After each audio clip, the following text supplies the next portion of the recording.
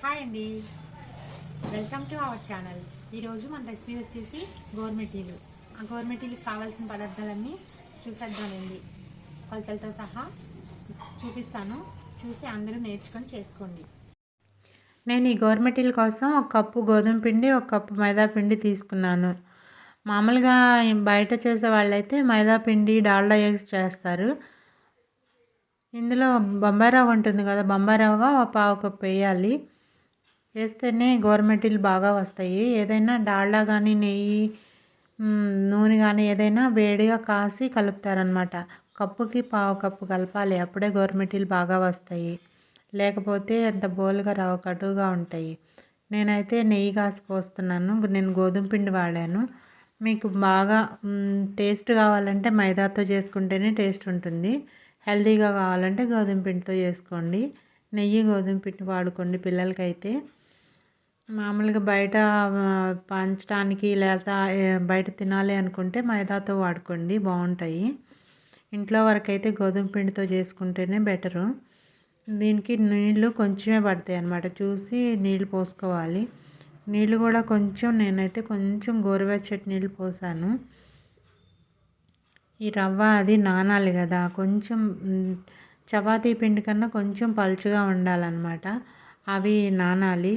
మామూలుగా అందరికీ చేత్తో గోరుమిటీలు రావు కదా, దువ్వెనలతో చేస్తారు, లేకపోతే గవ్వల చెక్కతో చేసుకోవచ్చు. నా దగ్గర ఇలా గవ్వల చెక్క లాంటిది ఉంది, ప్లాస్టిక్ది. దీంతో నేను చేసి చూపిస్తున్నాను చూడండి. ఇది ఈజీ అన్నమాట, గోరుమిటీలు రాకపోతే ఇలా చేసుకోవచ్చు. నేనైతే ఫస్ట్లో నేర్చుకునేటప్పుడు అందరూ చేస్తుంటే వాళ్ళ దగ్గర ఒక పిండి ముద్ద తీసుకుని ఒక రోజల్లా చేస్తూ ఉండేదాన్ని. అదే ముద్దని గోరుమిటీలు చేసి మళ్ళీ పిసికేసి మళ్ళీ చేస్తూ ఆ విధంగా ప్రాసెస్ చేశాను నేను. అలా నేర్చుకున్నాను అనమాట. 2-3 రోజులు 4 రోజులు అదే పిండితో నేర్చుకున్నాను నేను, చేయి తిరిగిందాకా. ఒక నేర్చుకున్నాక చేయటం చాలా ఈజీ. నేను చెయ్యాలి ఇట్లా చేత్తో అయితే కొంచెం ఇంకొంచెం పెద్దవి కూడా చేస్తారు. నాకు మరీ చాలా రోజులైంది చేసి, కొంచెం అని నేను చిన్న చిన్నవి చేస్తున్నాను. గోరుతో నొక్కి పైన చూపుడేలతో పిండి కొంచెం ముందుకు అనాలన్నమాట. అందుకే గోరుతో నొక్కుతారు కాబట్టి వీటిని గోరుమిటీలు అంటారేమో నాకు తెలియదు. దీన్ని మురిపీలు అని కూడా అంటారు కొన్ని సైడ్స్లో, కొన్ని చోట్ల. నేనైతే ఇలా నేర్చుకున్నాను అనమాట. నాకు ఆ చెక్కతో చేసేదానికన్నా ఇలా చేస్తేనే తొందరగా అయిపోయినట్టు, కొంచెం బాగుంటాయి. చెక్కతో చేసామనుకోండి అలా గవ్వల చెక్క పెద్ద గవ్వల్లా ఉంటాయి కానీ గోరుమిటీల్లా ఉండవు కదా అనిపించి నేను చేత్తోనే చేసుకున్నాను. మీకు కనుక రాకపోతే అలా చెక్కతో చేసుకుని కూడా కాల్చుకోవచ్చు అనమాట. కాల్చాలంటే నూనె హీటు మామూలుగా ఉండాలి. ముందు వేయంగానే గోరుమిటీలు పైకి రాకూడదు.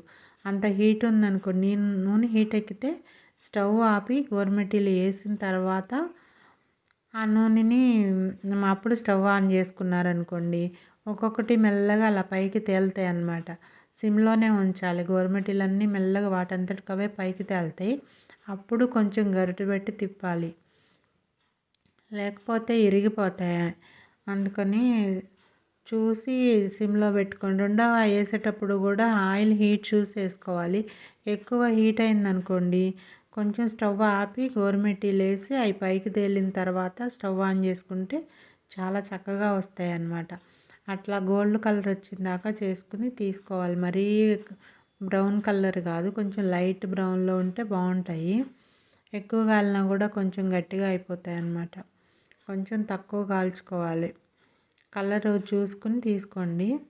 కొంచెం హీట్ ఎక్కువ ఉంటే మాత్రం లోపల కాలకుండా పైన ఒక్కటే కలర్ వచ్చేస్తుంది.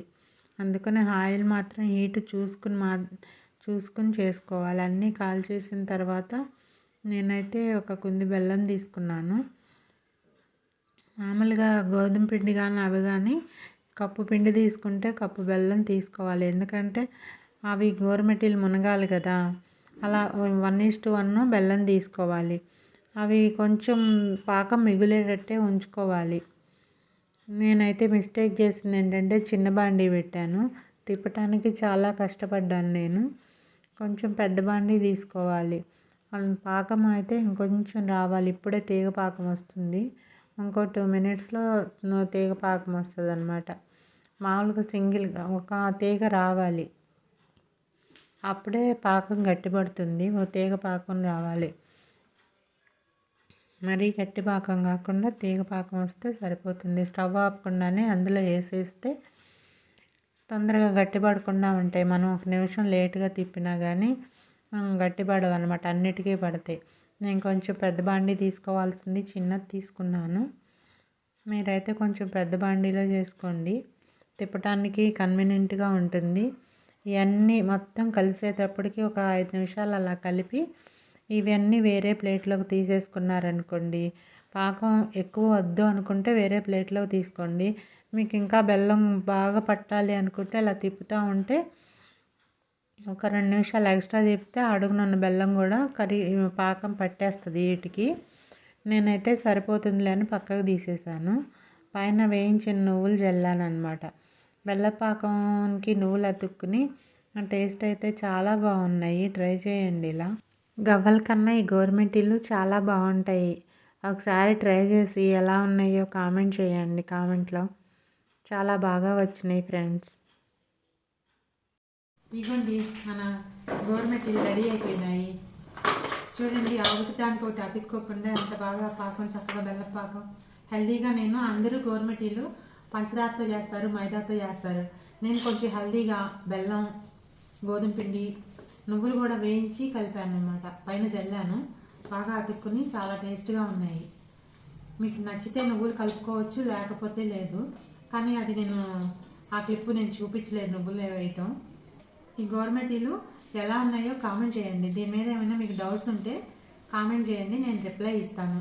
ఇంకా మీకు ఏదైనా రెసిపీ కావాలంటే అడగండి, నేను చేసి వీడియో చేసి పెడతాను. ఇలా మంచి మంచి రెసిపీలు మన ఛానల్లో చాలా ఉన్నాయి. మీరు నా ఛానల్ని సబ్స్క్రైబ్ చేసుకుని కొంచెం సపోర్ట్ చేయండి. ఇట్లా మంచి మంచి రెసిపీలు నేను పెడుతూ ఉంటాను. అన్నీ కొంచెం హెల్తీగా చేస్తాను. అన్నీ బజార్లో కొనుక్కున్నాం అనుకోండి, ఇంత హెల్తీగా ఉండవు కదా. కొంచెం ఒక అరగంట ఓపిక చేసుకుంటే ఒక వారం రోజులు డబ్బాలో స్టోర్ చేసుకుని పెట్టుకొని తినొచ్చు అన్నమాట. చూడండి, నేను ఇలా చేసి డబ్బాలో స్టోర్ చేస్తున్నాను. ఇవి 1-2 నెలలు అయినా కూడా ఏమీ పాడవవు. బయట పెట్టుకున్నా కూడా ఏమీ పాడవవు.